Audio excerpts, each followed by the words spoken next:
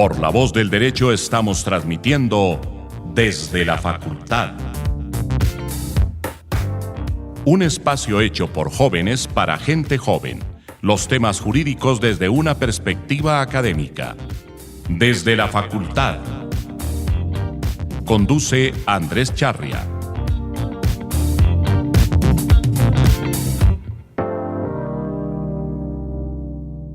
Buenas tardes a todos, para todos los que nos oyen, un feliz año y estamos de regreso de nuestras vacaciones.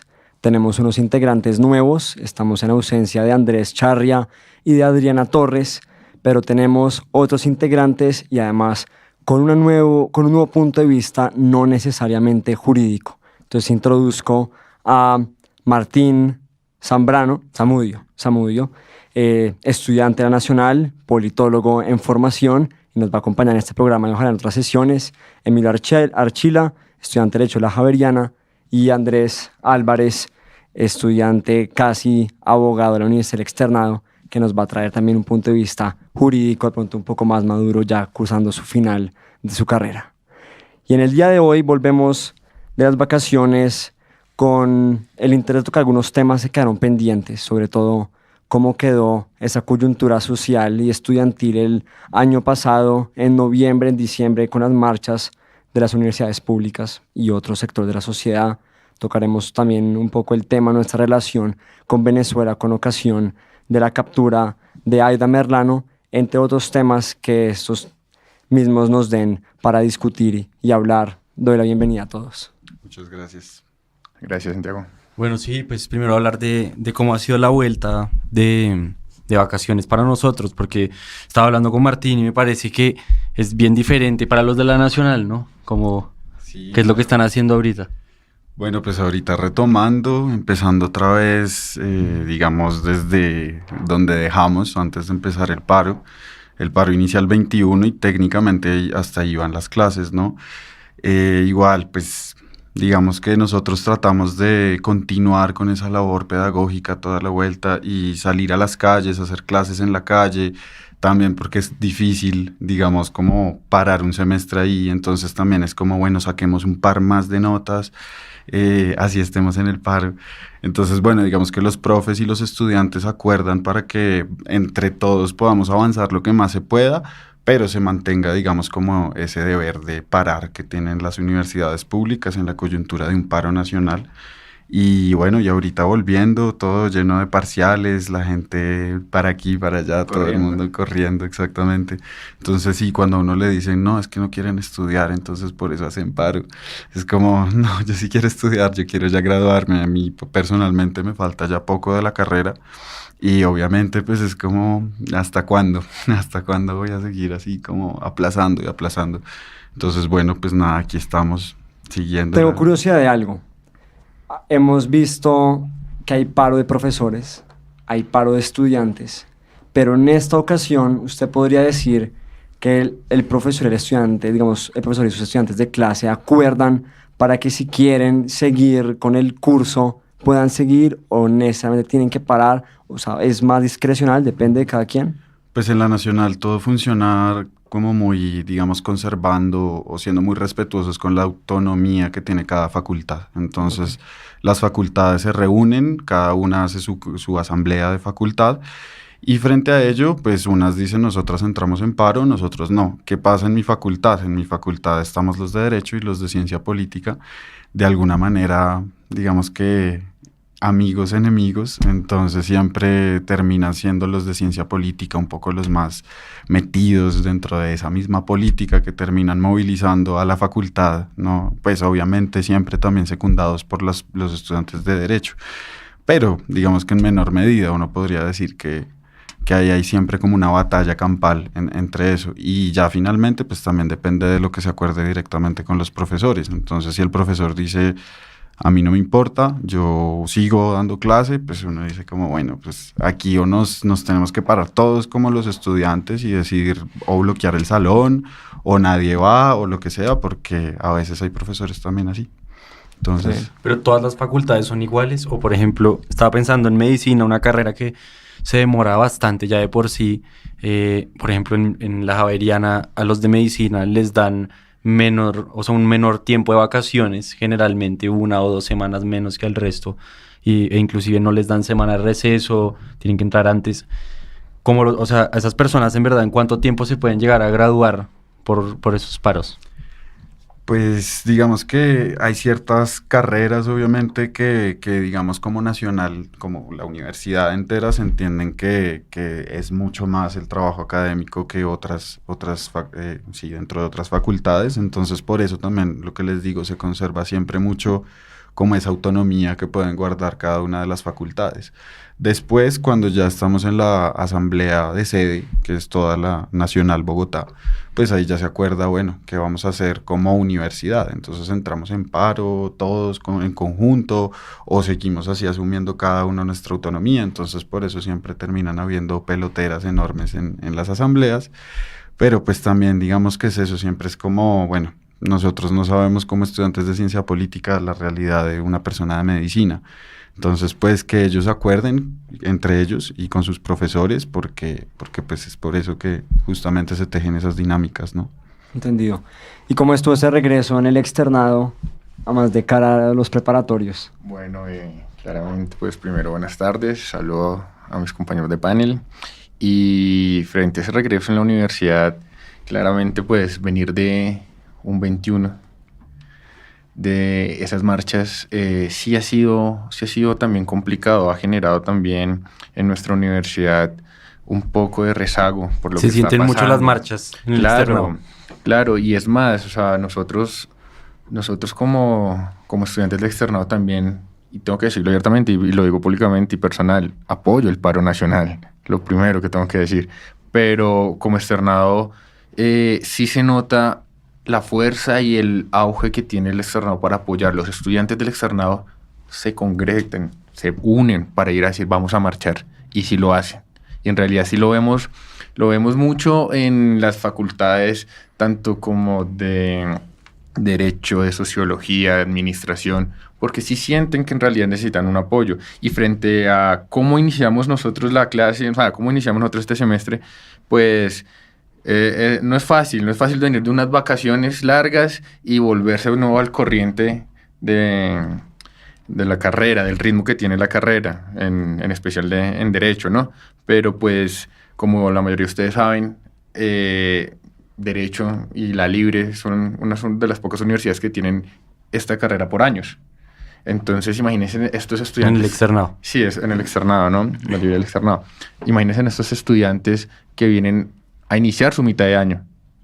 O sea, ¿qué descanso puede haber como tal? Dijo, pucha, me falta un poquito más, no me fue tan bien en el primer semestre del año, tengo que darle ahorita con toda para el segundo. Y los que vienen ahora iniciando, pues no es fácil, pero tampoco es tan difícil como se llegara a pensar, porque la metodología que tiene nuestra universidad, ser anual, ha generado que los estudiantes solamente se preocupen hasta llegar al momento del parcial. Claro. Entonces no es fácil uno llegar a decir, ya desde la otra semana me voy a meter a la biblioteca a estudiar, porque eso no va a pasar, ¿sí? Entonces, digamos, eso ha sido algo que ha sido constante en la universidad y ha sido notable. Yo hablo de los Andes. Creo que respecto de la coyuntura social, en Derecho, en mi carrera, no he escuchado una sola palabra que haga referencia a ese paro nacional, o al menos con los cursos que yo estoy tomando en este momento. Hemos hablado de otros problemas, pero no se ha hablado concretamente ni de una nueva agenda política, ni social, ni nada por el estilo. Entonces, de pronto, eso es un poco distinto. Empieza mucho más duro en los Andes. Pero los 3 semestres son muy teóricos, porque filosofía del derecho ya empieza práctico. Entonces, sí se siente la exigencia, y nuestro nuevo rector ha hecho cambios institucionales grandes que solo a veces aumentan la exigencia, pero no puedo decir en este momento, yo personalmente, que he visto, digamos, una responsabilidad o un interés más intensificado sobre los problemas sociales que está enfrentando el país. No, pues a mí me parece muy interesante y muy chévere lo que está pasando acá, porque la verdad por eso es que nosotros invitamos a personas de universidades distintas. Esta radio era mayoritariamente javeriana, entonces nuestra idea a través de esto es poder ver cómo son las realidades, pues las diferentes realidades que podemos vivir inclusive dentro de una ciudad como universidades. Y entonces, escuchándolos a ustedes, me parece muy interesante como en mi universidad personalmente es totalmente distinto. Creo que es un punto diferente del de Santiago, pero lo que ocurre en la mía es que inclusive si llega a haber una mención al paro es en contra del paro, la verdad. O sea, en la Facultad de Derecho de la Javeriana la gente no está a favor del paro porque lo ven pues con otro tipo de ojos, por decirlo así. Personalmente yo no apoyo el paro nacional, me parece que lo he mencionado acá varias veces, es un poco ambiguo como para lo que yo quisiera conseguir con una protesta social, porque para mí cuando hay una protesta social tienen que ser muy específicos los puntos para que se pueda obtener algo en realidad, porque si uno no es suficientemente específico entonces cae en el problema de lo que pues también venimos a discutir acá y es la violencia que puede ocurrir en un país pues que tiene esta coyuntura social y que está como hirviendo todo el tiempo, que puede pasar cualquier cosa, hay un poco de violencia, hay narcotráfico, y minería ilegal, toda la gente pues está en un ambiente bastante intranquilo y sumarle a eso pues una marcha en donde no hay unos puntos suficientemente específicos para mí, entonces yo personalmente no lo apoyo, no soy de las personas que cuando estoy en clase o algo digo públicamente como no apoyo o algo digo así porque no sé, no es la bandera política que quiero tomar en este momento. Yo creo que las banderas políticas que uno tiene que tomar son pocas para que uno sí se meta a fondo en esa situación pero me parece que si no me voy a meter a fondo entonces no voy a hablar en contra por lo menos del paro en ese momento. No sé si en realidad, o sea, me parece excelente la intervención de Emilio, ya que es necesario entender el paro y como para que entremos en materia. Lo que se tiene que entrar a entender el paro es que lo que se busca como tal, yo apoyo el paro, un paro pacífico, ¿sí? Pero ya las consecuencias de él, de lo que se llegara a buscar jurídicamente, no es viable. Claro. No es viable. ¿Por qué? O sea, el apoyo es de corazón, el apoyo es, sí, todos tenemos derecho a decir, no estamos de acuerdo, queremos que haya un cambio y hagámoslo de manera pacífica como lo tiene que ser, ¿sí? O sea, la verdad, estos son unos vándalos que están dañando la imagen de unas personas que están protestando, ¿sí? Pero no quiere decir que porque yo estoy protestando, pues sea un vándalo, ¿no? Es lo primero que hay que decir. Ahora bien, jurídicamente creo que para entender el paro hay que entender el plan de gobierno en el cual estamos. Nosotros estamos iniciando un plan de gobierno nuevo, ¿sí? Un plan de gobierno nuevo que es el plan de gobierno del presidente Duque, en el cual, si ustedes se ponen a pensar, ¿cuándo empezó a regir este plan de gobierno? El plan de gobierno empezó a regir en mayo, marzo del año pasado. ¿Cuándo se posicionó el presidente? El 7 de agosto del 2018. Del 2018. Imagínense entonces ustedes el espacio de tiempo que hay y la falta de congruencia con la cual sí estoy de acuerdo con Emilio en ese tema de decir, oiga, pero ¿por qué estamos marchando? Están diciendo, ¿no?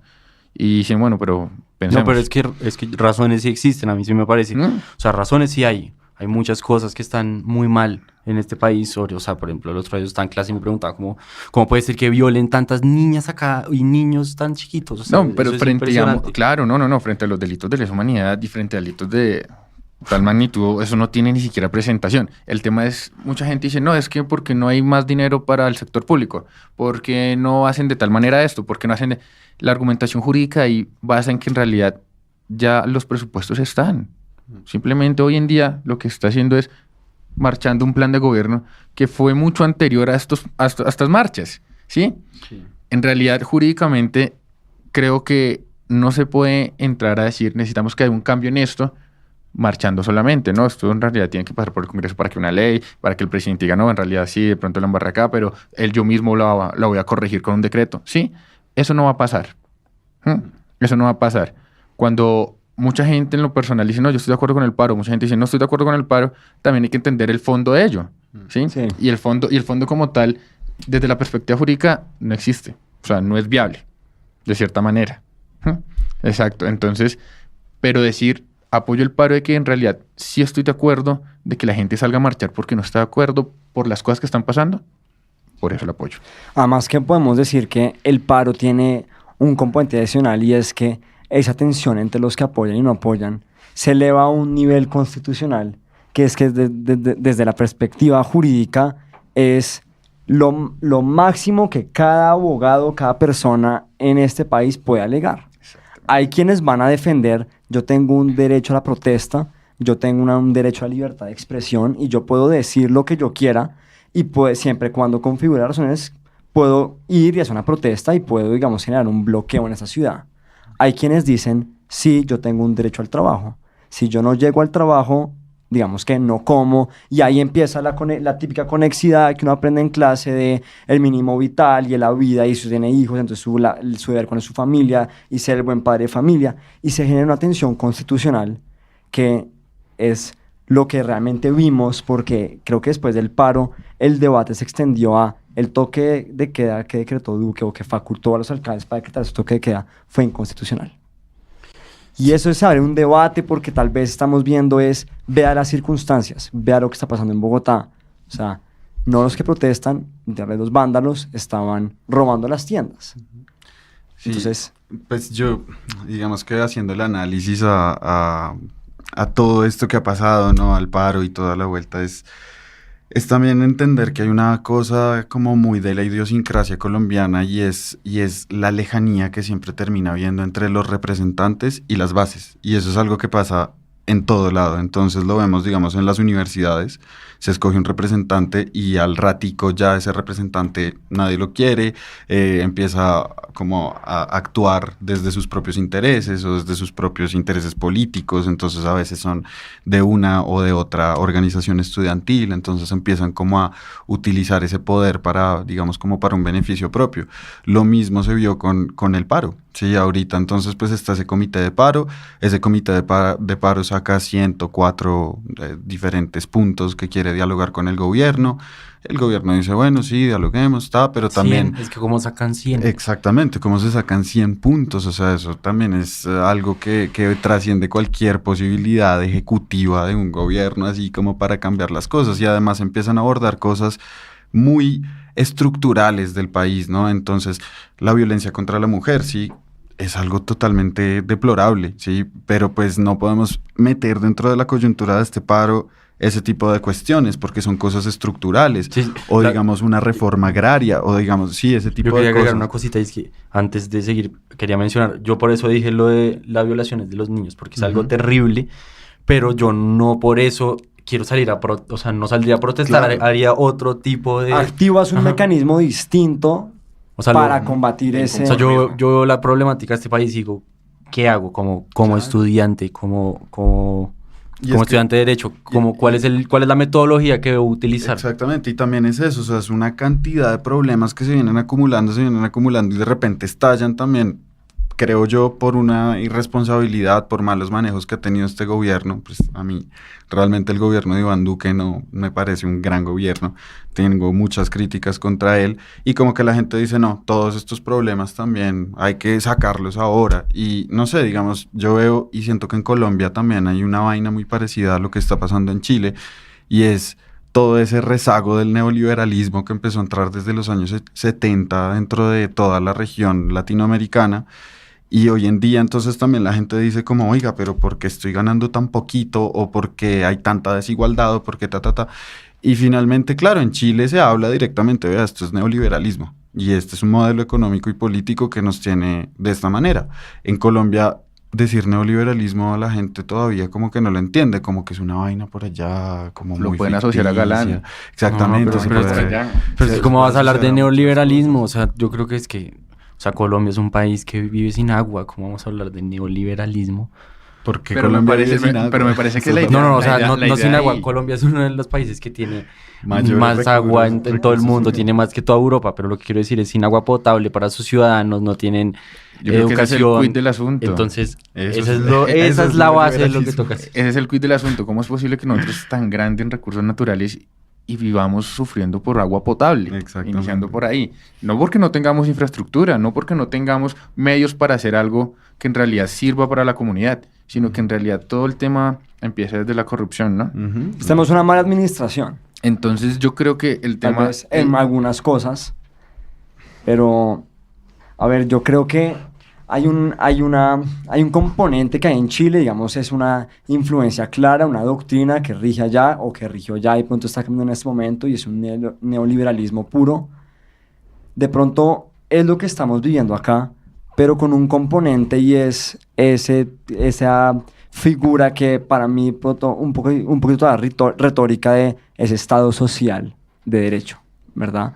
Y es, sí, las cláusulas de nuestra Constitución es muy garantista. Aquí usted puede tener salud, vivienda, educación, trabajo, vida, todo ese listado. En otros mercados más competitivos con los Estados Unidos no es así.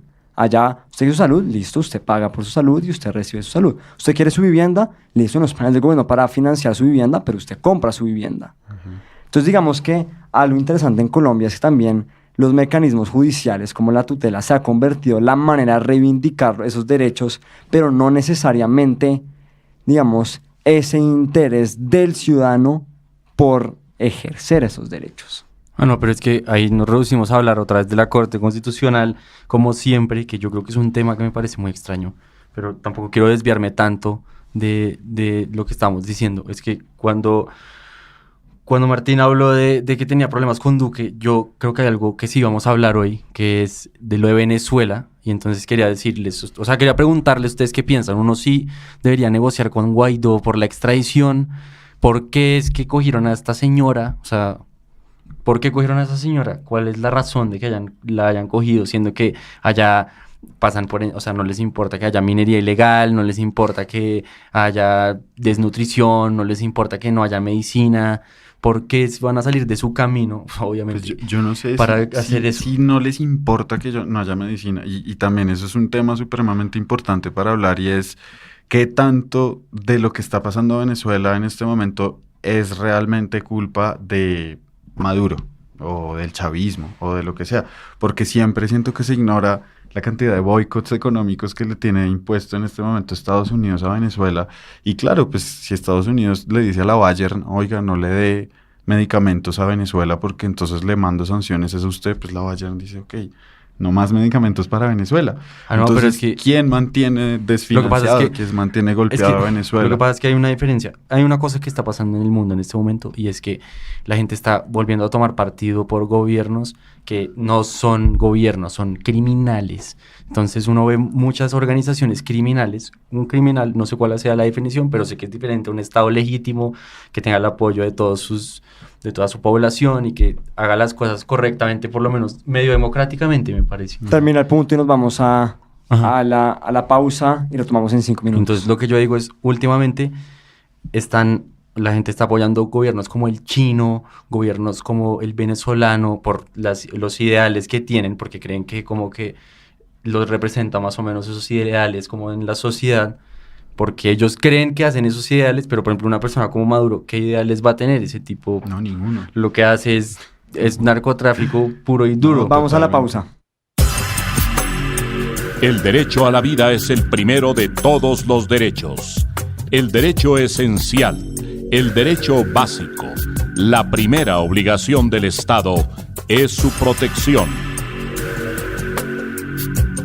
Campaña de La Voz del Derecho.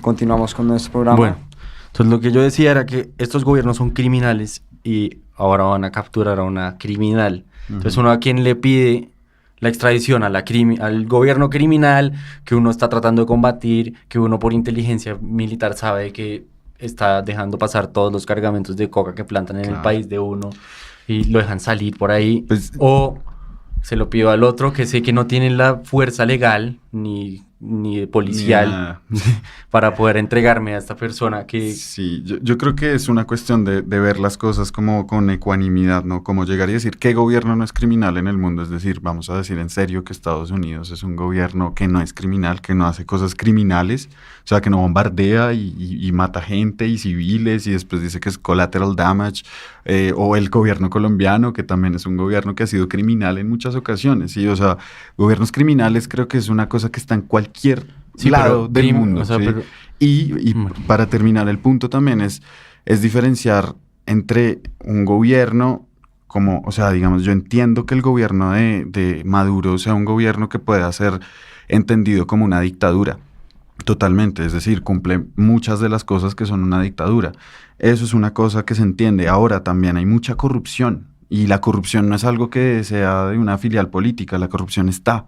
En todas las sociedades está la corrupción y en Colombia tenemos mucha corrupción que no hemos visto también por culpa de la guerra, ¿sí? La guerra siempre ha sido ese telarcito de humo que no nos deja ver toda la corrupción que hay en el país.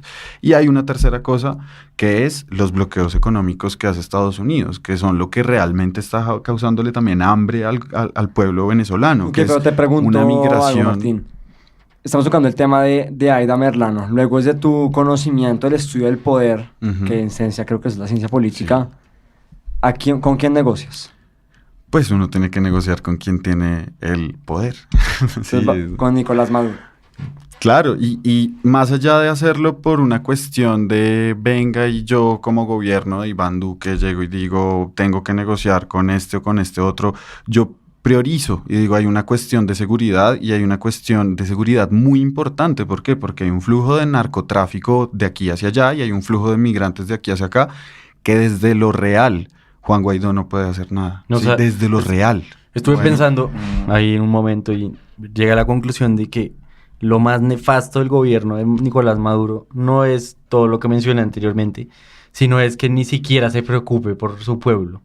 Porque por lo menos uno veía otro tipo de dictadores, como en Libia, que se preocupaban por su pueblo y uno, pues, sin estudiar mucho el tema, la verdad, muy a profundidad, uno por lo menos podía ver que, bueno, es un tipo que está manejando el país en un sistema organizacional de poder diferente al que uno está acostumbrado, pero por lo menos está tratando de beneficiar al máximo a las personas que están dentro de los límites de lo que él puede manejar.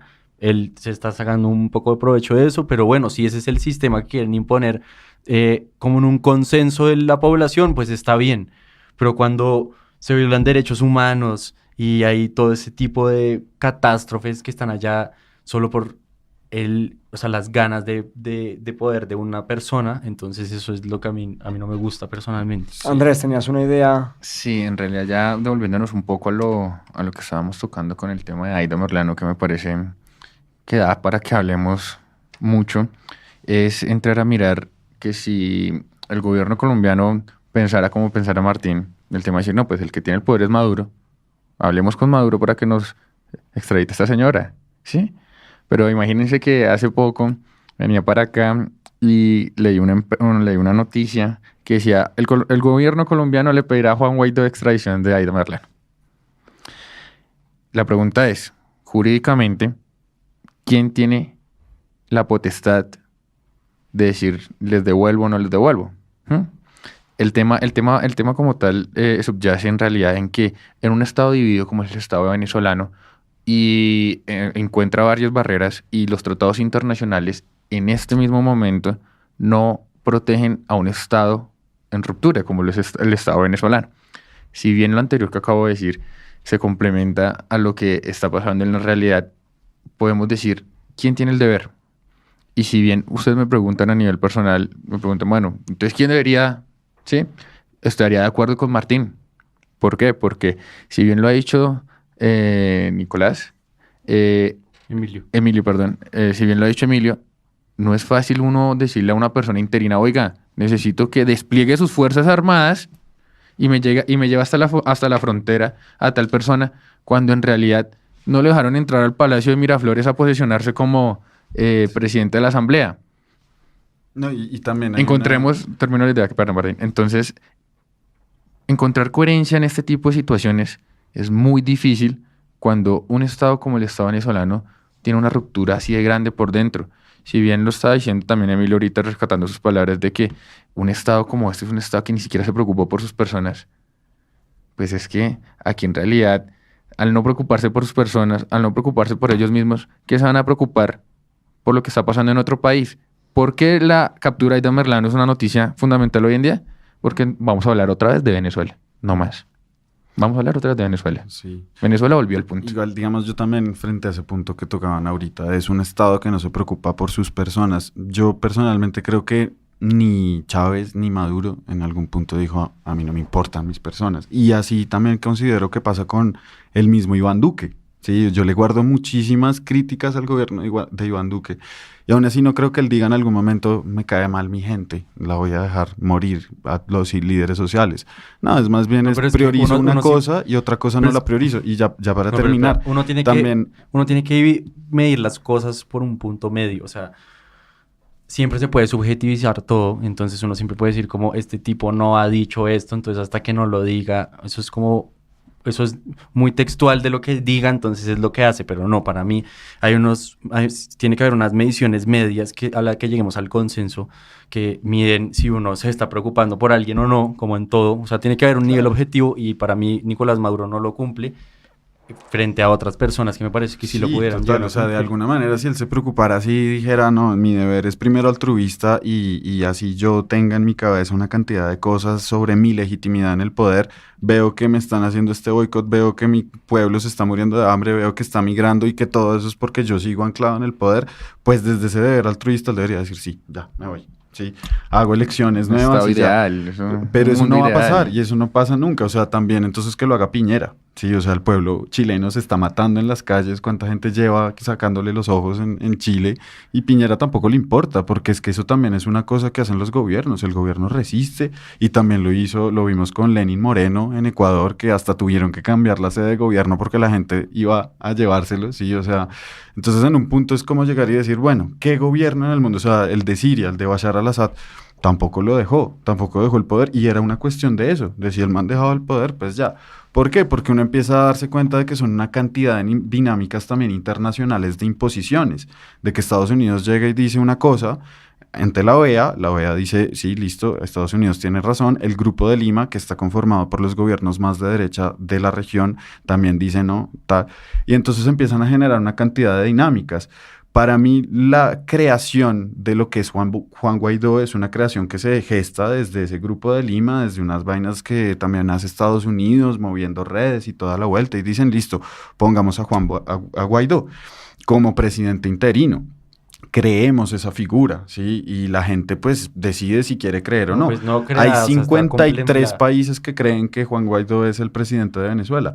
Y aún así, países como Alemania, ¿sí? O sea, un país que tiene, sí, o sea, una gran importancia a nivel mundial, en la ONU, en una cantidad de organizaciones. Y Alemania aún así no dice, yo voy a hacer diálogos con Guaidó para lo económico o lo jurídico. Ellos dicen, no, pues yo hago diálogos con Maduro, ¿sí? ¿Por qué? Entonces, porque es que Juan Guaidó no tiene el poder ejecutivo de ejecutar, ¿sí? De realizar. Juan Guaidó, desde mi perspectiva, tiene lo mismo, o pues no tiene nada, que es lo mismo que tiene el derecho internacional, y es que no tiene dientes. Uh-huh. Y ese es un gran problema. Yo siempre me cuestiono sobre todo el tema del derecho internacional y sobre todo en este momento que podemos configurar esas como faltas graves del derecho internacional, que sería que Colombia interviniera en el territorio venezolano. Pero entonces, digamos, luego, o sea, no hay un gobierno del mundo, digamos, no hay un juez del mundo, todas las sanciones serían políticas. Luego, no hay un sistema coercitivo que nos pueda decir más o menos la conducta es esta. Y eso que me preocupa. Luego eso nos lleva a decir, ¿con quién negociamos? Si es con uno, si es con el otro, ¿a quién estoy incumpliendo y cuál es mi sanción por ese incumplimiento? Ninguna, porque no la sé, porque no tiene dientes ese sistema, sería política. Entonces, es lo mismo que pasa con Estados Unidos. Luego Estados Unidos va a Irán, hace un bombardeo, muere un general, mueren unos civiles, y hay un principio del derecho internacional que dice no a la intervención. ¿Y quién está diciendo algo? Los Estados Unidos. Luego es político. Pasa lo mismo acá. El gobierno colombiano tendrá que tomar el sacrificio político o el beneficio político de negociar con uno o con otro. Uh-huh. Digamos, yo pienso que si Colombia quiere ser coherente con su postura y como el país vecino, para mí debería negociar con Guaidó. Ah, no, ya lo hicieron. Así No, ya Guaidó, está, así ya Guaidó está no negociado. tenga esa fuerza ejecutiva para decir, No, y en Guaidó- efecto, y Pero Guaidó pasa dijo- lo mismo que acabas de decir. ¿Qué dientes hay acá para el derecho internacional o qué dientes tendrá Guaidó para responder? En realidad, digamos, yo creo que va concomitante aparte de lo político, lo económico. ¿no? Ujú. Y si en realidad nosotros vamos a negociar con alguien que no tiene una contraprestación desde la manera de un acreedor a un deudor, pues va a conllevar a decir, pues no me sirve. Sería ilógico. entonces no negocio. Pero Sí. de pronto, bajo las bases políticas del reconocimiento del Estado colombiano a que Juan Guaidó es el presidente interino, ¿sí deberíamos hacerlo? Sí. ¿Negociamos con él? Sí. ¿Cuál va a ser el resultado? Ninguno. Yo tengo una pregunta para ustedes como estudiantes de Derecho y es, ¿no estaría Iván Duque incurriendo en prevaricato ante la justicia colombiana por no pedirle a Aida Merlano a las personas que debe pedírselas? Es decir, Aida Merlano igual Porque tiene una es que- cantidad de cosas pero muy es que- importantes que hablar para la política colombiana. Es Es que- decir, si ella llega a hablar al Estado colombiano, a la Fiscalía colombiana y a decir todo lo que ella sabe, hay un nido de corrupción en la costa que puede caer. ¿Y cuánto de esto no puede estar siendo planeado justamente para que Aida Merlano siga en el territorio venezolano y no rinda testimonio? Sí, puede ser algo muy, de pronto, ¿cómo es que se dice? Conspirativo. Conspiranoico o lo que sea, pero pues No, o así sea, funciona la política. Sí, es ¿no? un poco conspirativo, pero no por...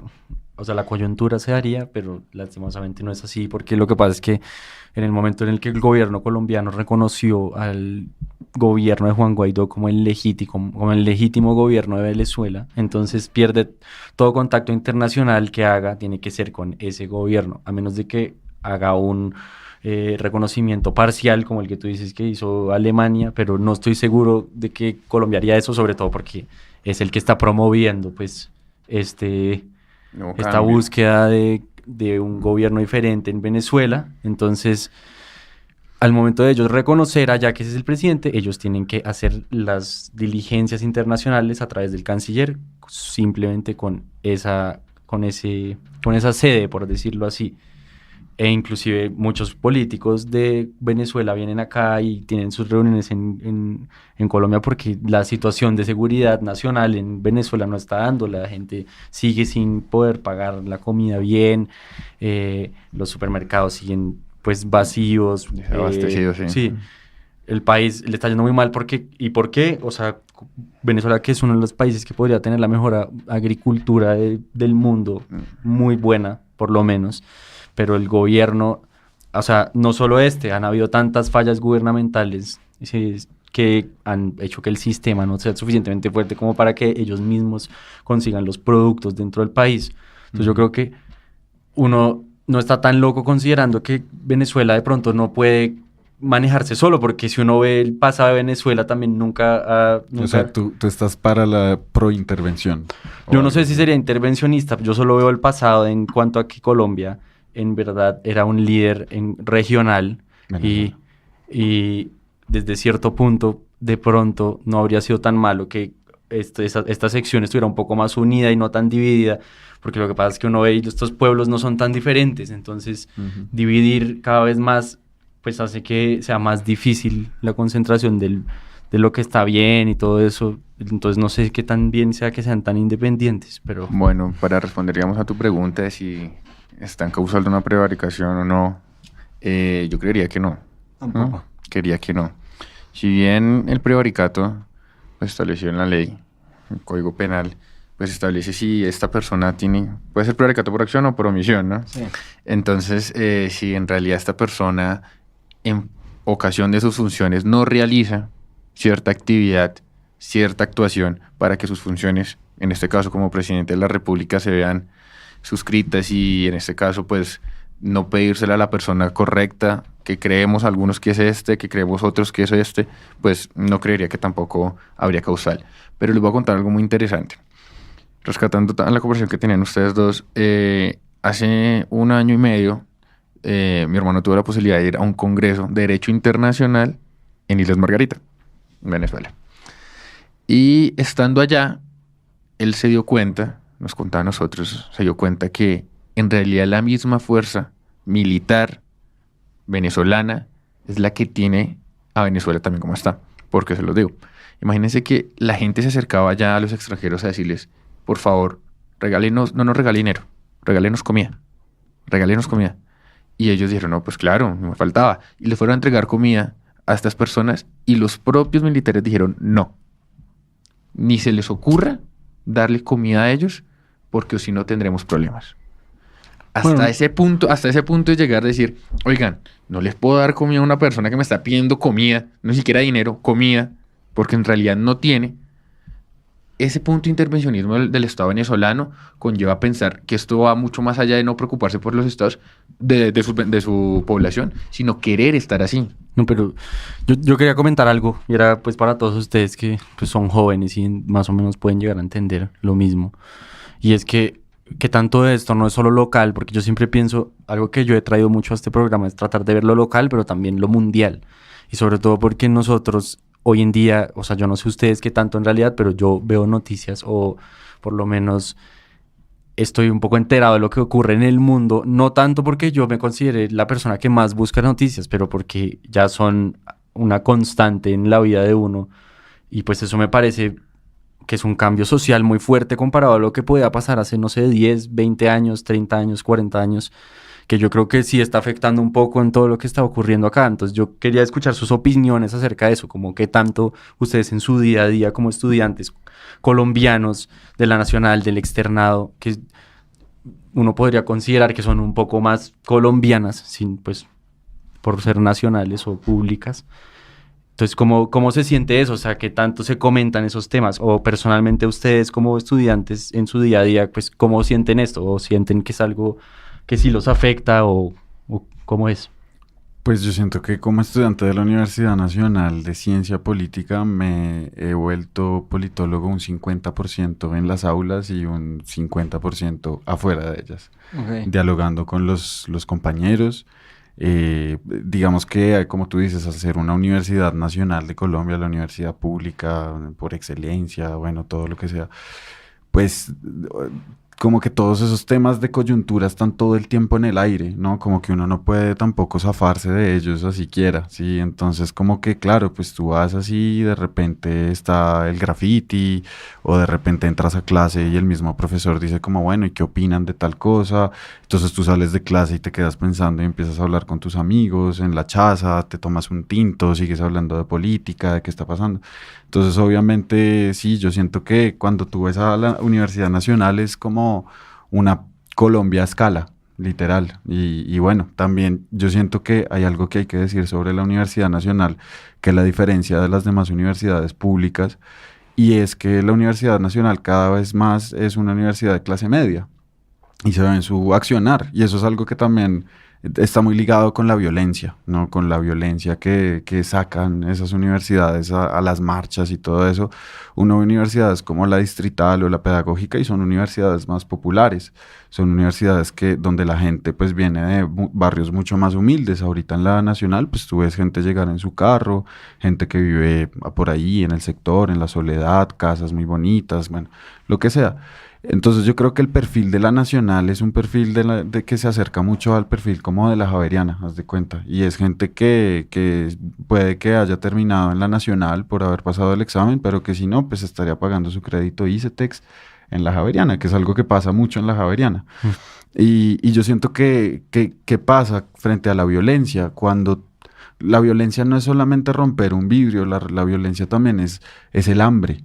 Hambre es igual a violencia y la violencia también es estructural en este país frente a eso. O sea, tú vas a un barrio como Ciudad Bolívar, como Usme o como, bueno, todos esos barrios un poco más marginales y se vive la violencia todo el tiempo. Pero frente frente a todo lo mundial, o sea, lo personal, las redes sociales, lo que tú ves, o sea, los Grammys, lo que está pasando, o sea, hoy uno ve todo lo que está ocurriendo en el mundo, no solo lo que ocurre en Colombia, eso afecta a la Nacional, un estudiante de la Nacional. Total. Pues yo creo que yo la otra vez veía la entrevista que le hicieron a la compañera también de la Universidad Nacional Y ella llegó hace 3 años a la universidad y ella decía, yo nunca he visto que los capuchos entren a la universidad, a mis clases, a irrumpir las clases. Sí, claro, porque llegaste hace 3 años.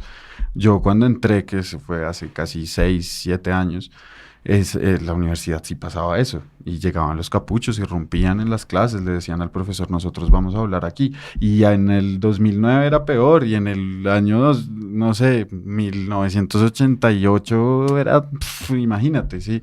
Entonces, claro, va siguiendo también, como te digo, la coyuntura nacional e internacional. ¿Y qué pasó en estos años? Pues hubo un acuerdo de paz, y a través del acuerdo de paz una cantidad de desmovilizaciones, y también los órganos internos que eran pequeñas guerrillas que estaban y hacían presencia en la universidad, y eso no tiene ningún secreto, pues también se desmovilizaron, se salieron, y a raíz de eso en la Nacional dejaron de haber capuchos que eran camilistas o capuchos que eran, no sé, estaban estudiantes UN, estaban muchos grupos, o sea, tanto que había un día del capucho y tú veías más de 300 capuchos así para acá, para allá, cargando papas bomba, y claro, son coyunturas que cambian, y a raíz de ese proceso de paz, esa pacificación también se ve en las universidades. O sea, se desmovilizaron dentro de las universidades. Muchísimo, sí, muchísimo. Sí, ese fue un caso que reveló el exfiscal Néstor Humberto Martínez en la Nacional. Él reveló la presencia de células, digamos, criminales sobre ellas dentro de las universidades públicas, y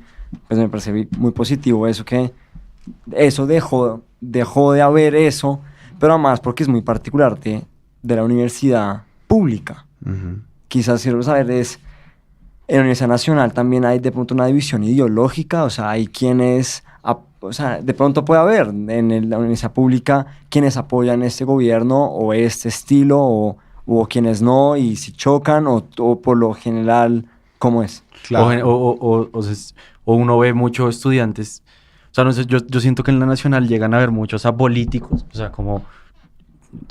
voy a decir mi perspectiva para ver qué tan cercano está la realidad, y es que las personas que yo he conocido en la Nacional normalmente tienden a ser apolíticas, por lo que la presencia pues de una izquierda más fuerte que anteriormente había sido muy radical, pues no era un conveniente para una persona pues frenteársele a estas personas. No sé si estoy equivocado.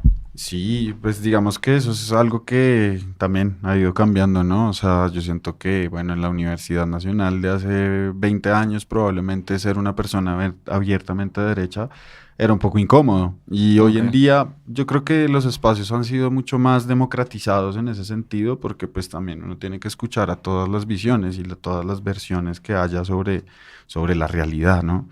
Hoy en día se respetan, obviamente, ¿no? Hoy en día tú estás en clase y de repente alguien dice, no, es que yo soy liberal y me gusta el Partido Liberal, o yo quiero hacer mis pasantías en Cambio Radical, o cualquier cosa, ¿sí? O sea, ya es como, ok, no importa, ¿sí? Igual siento que sí, los lugares guardan un alma, ¿sí? Y yo siento que el alma de la Universidad Nacional es un alma muy revolucionaria, es un alma... Sí, pero en ciencias políticas no se ve el que sí es de derecha. Claro, y entonces total. Va y se frentea. Y se frentea y se para, y está el que es antifeminista, y está el que... y cualquier tipo de persona, ¿sí? Es una universidad muy plural, y también esa pluralidad viene de que hoy en día la Universidad Nacional es una universidad mucho más de clase media. Okay. Entonces... también eso cumpliendo una cantidad de factores, como por ejemplo el examen de ingreso, que el examen de ingreso termina siendo un examen difícil, y pues nosotros lo sabemos, hay muy, muy pocas personas que a través de la universidad, del colegio público, que es un gran colegio, o sea, yo estuve en los dos, yo estuve en colegio público y colegio privado, me di cuenta de que el colegio público te da todas las herramientas, pero no tiene cómo ejecutarlas, no tiene como la capacidad para evaluarte, entonces van mandando, pero los profesores son excelentes, ¿sí? Okay. Y en el colegio privado, pues se te da a ti esa formación, y si no cumpliste con la formación, pues te echas el año y vuelves y repites hasta que tienes esa formación ya incrustada en la cabeza. Entonces, ¿qué sucede? Que la gente se gradúa, y los que se presentan al examen de la Nacional, que pasan en general, pues son cada vez gente de mayores estratos económicos. Entonces también es un filtro que está imposibilitándole el acceso a las personas que lo necesitan a la universidad pública. Okay. Sí, según todo entendido, en el externado reciben a casi todas las personas que apliquen y no tienen un filtro así porque consideran que pues eso sería discriminar a las personas que no han tenido la mejor oportunidad, que si logran como por alguna razón acoplarse a lo que es el nivel. Lo difícil no es entrar sino graduarse en el externado. Recite el Código Civil. El famoso dicho de la universidad. Pues, rescatando también un poco todo lo que están diciendo, es necesario tener en cuenta que nosotros como universidad tenemos una filosofía muy liberal. Nuestra filosofía es una filosofía de puertas abiertas. Eso mismo les decía ahorita. Ustedes, si van a ir a la universidad, nunca les van a pedir un carnet, nunca les van a decir, ¿sí? ¿Por qué? Porque tanto es así el tema de la filosofía del externado, que el externado cuando se fundó fue en contra del internado que existía en el Rosario, por eso se llama externado. Sí. ¿Sí sabían? Sí. No sabía ¿Sí? eso, yo no sabía eso. Sí sabían eso, entonces bueno. Y nuestra filosofía llega a tal punto que en realidad las personas que nosotros vemos que se juntan para hacer marchas, las personas que están de acuerdo, por lo general son del partido del Polo Democrático, partidos de izquierda. También tenemos partidos de derecha, hasta el Centro Democrático. Y también habemos personas que no estamos ni en un partido ni en otro, tenemos nuestro punto de vista, pero aún así es muy respetable. Y allá es tanto el respeto que no nos preocupamos por si una persona está de acuerdo o no está de acuerdo, sino lo que nosotros siempre hemos querido es que la argumentación de esa persona sea tan fuerte que nos haga pensar un poco más. Si bien en realidad nosotros no vamos a tener nunca un profesor que diga voy a parar hoy la clase porque necesitamos hablar de lo que está pasando ahorita, eso no, si llega a pasar es del 0,1% de la universidad porque... O sea, ¿no hablan mucho de la actualidad en las clases? No, en realidad no. Es muy difícil y es muy poco probable que pase porque ocurre que nosotros tenemos algo y es que siempre nos hacen falta clases para terminar de ver la materia completa.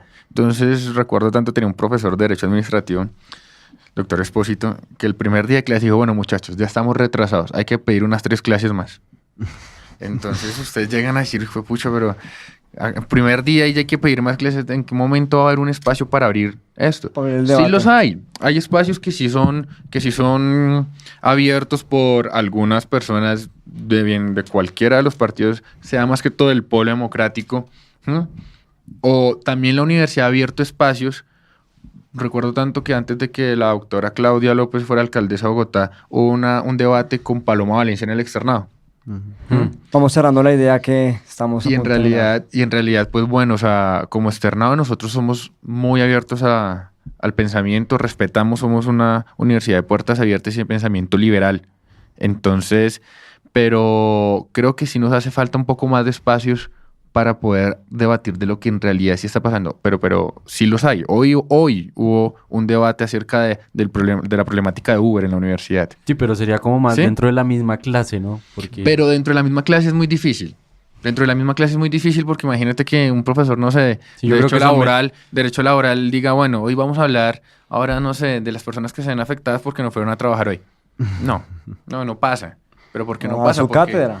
Porque es que esa persona viene a decir, voy a dictar mi cátedra, son cátedras de, digamos, en Derecho son 200, 100 y pico estudiantes. Ahora usted ponga a debatir a toda esa gente. No termina. Pero no bueno, termina. Como conclusión, entonces quería compartirle a nuestros oyentes que esta es la primera vez, pero esperamos de varias, en donde vamos a estar ya con una diversidad de universidades. Estamos muy felices de estar acá de vuelta y Santiago va a dar unas palabras también. Estamos también muy contentos, gracias por venir y esperamos seguir ampliando nuestro catálogo de nuestra nómina. Si tienen amigos, si nos están oyendo y tienen algo que decir, si quieren aquí venir a decir algo que quieren criticar, también está bienvenido el espacio. Esto es para hablar de lo que quieran, como quieran. Entonces, estamos pendientes y gracias a todos por escucharnos. Muchas gracias a ustedes y a los oyentes.